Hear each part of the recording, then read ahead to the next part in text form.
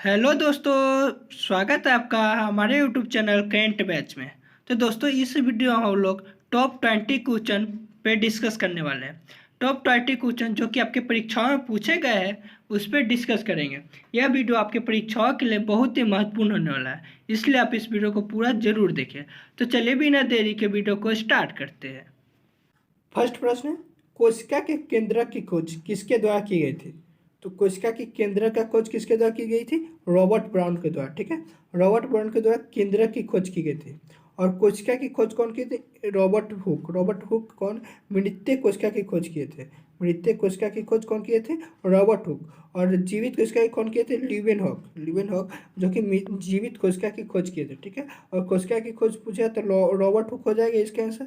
और कोशिका की केंद्र की खोज कौन किए थे? Robert brown. इंपॉर्टेंट है, याद रखिएगा। नेक्स्ट है, विजयनगर के सम्राट कृष्णदेवराय किस वंश के थे?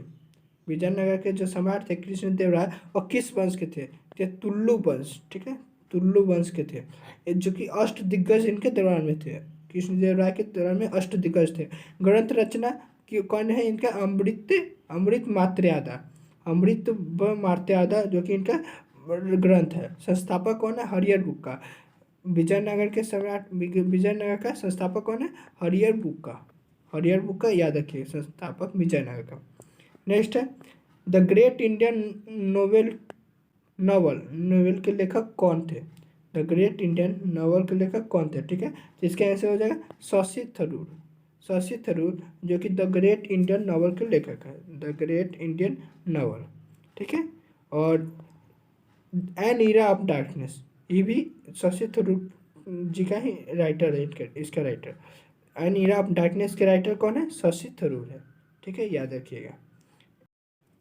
नेक्स्ट प्रश्न है, किस वर्ष में राष्ट्रीय मानव विकार आयोग का गठन किया गया था? तो राष्ट्रीय मानव विकार आयोग का गठन कब किया गया था? 12 अक्टूबर 1993 को। 12 अक्टूबर 1993 को लागू किया गया था। ठीक है, राष्ट्रीय मानव विकार आयोग का गठन किया था 12 अक्टूबर 1993 को। यह 1993 एक्ट के तहत गठन हुआ था। ठीक है, 1993 एक्ट के तहत संविधान संशोधन के तहत लागू हुआ था। ठीक है, और इस NHRC जो कि national human right commission India, इसका इसमें बोलते हैं इसका national human right commission India. ठीक है, विधिक संस्था है, यह एक विधिक संस्था है। NHRC एक विधिक संस्था। ठीक है, इसके फर्स्ट अध्यक्ष कौन थे? NHRC के फर्स्ट अध्यक्ष न्यायमूर्ति रंगनाथ मिश्र। न्यायमूर्ति रंगनाथ मिश्र जो कि इनके फर्स्ट अध्यक्ष है। ठीक है, NHRC के। और वर्तमान अध्यक्ष कौन? जस्टिन अरुण मिश्रा।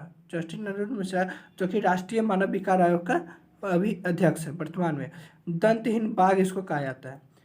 राष्ट्रीय मानव विकार आयोग का किसे कहा जाता है? दंतहीन बाघ इसको कहा जाता है। ठीक है, याद रखिएगा। नेक्स्ट है, अभिनव बिंद्रा ने किस ओलंपिक में पुरुषों में 10 मीटर एयर राइफल निशानेबाज में स्वर्ण पदक जीता था? अभिनव बिंद्रा ने, आपके लिए बहुत ही इंपॉर्टेंट है ये वाला, जिन्होंने ओलंपिक में पुरुषों में 10 मीटर एयर राइफल निशानेबाज में स्वर्ण पदक जीता था बीजिंग ओलंपिक में। किस ओलंपिक में?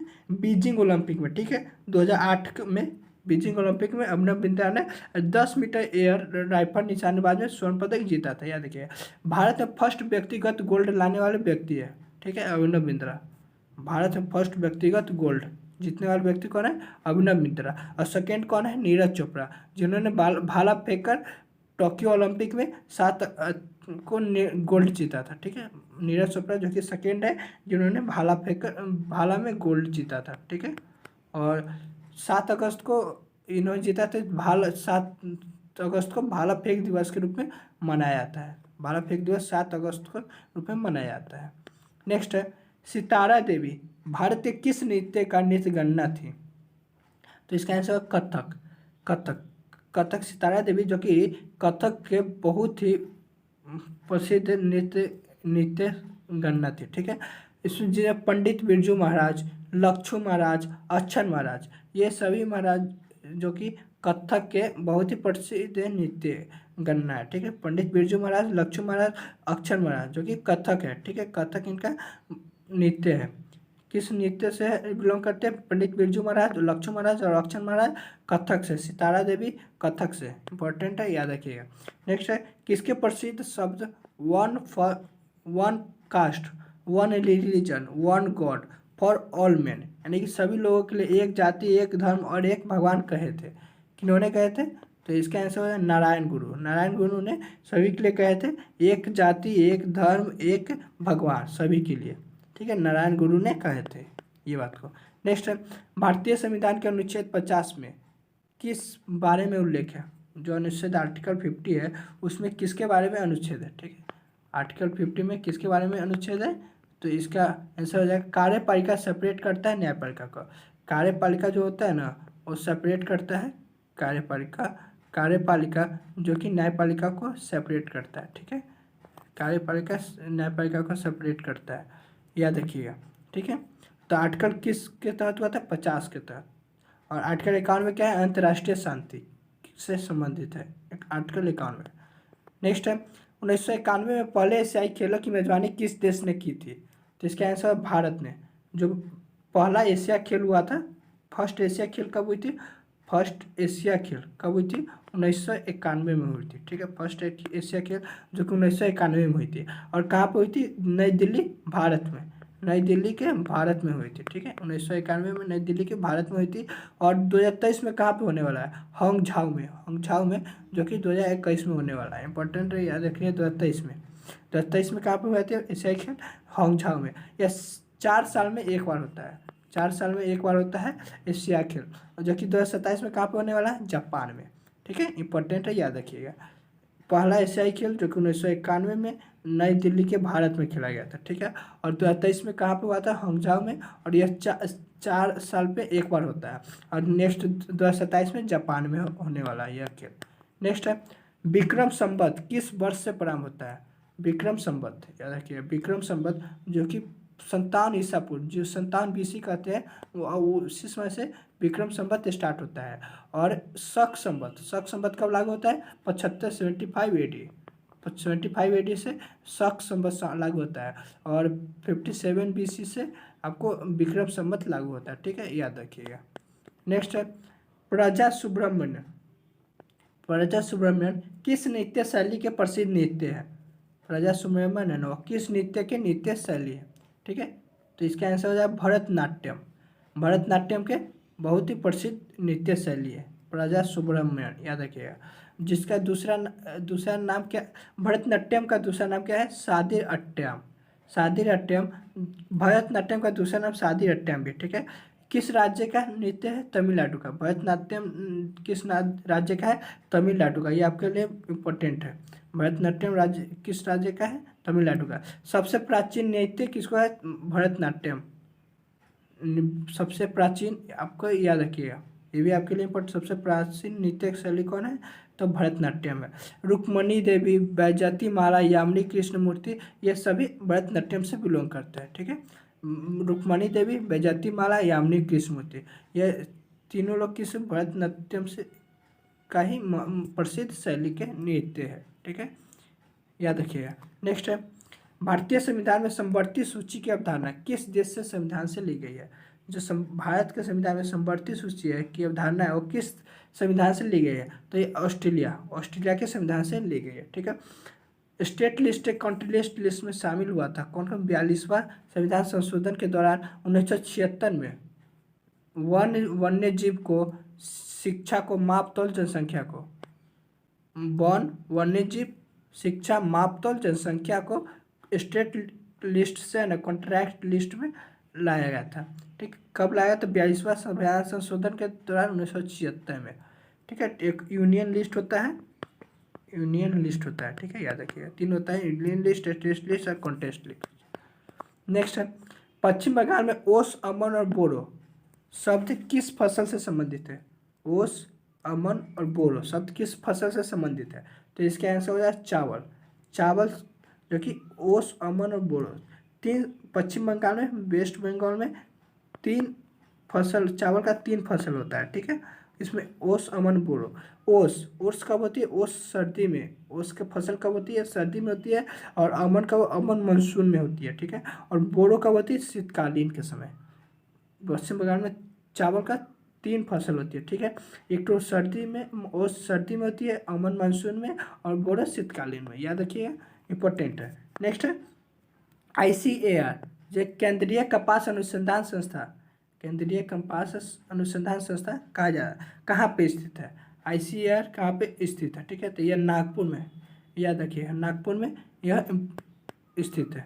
नेक्स्ट है WTO का मुख्यालय कहाँ स्थित है? WTO जिसका फुल फॉर्म है वर्ल्ड ट्रेड ऑर्गेनाइजेशन, ठीक है, WTO का full form world trade organization है, ठीक है, ऑर्गेनाइजेशन जो क्या मुख्यालय कहाँ पे? तो इसका मुख्यालय जिनेवा में है, ठीक है।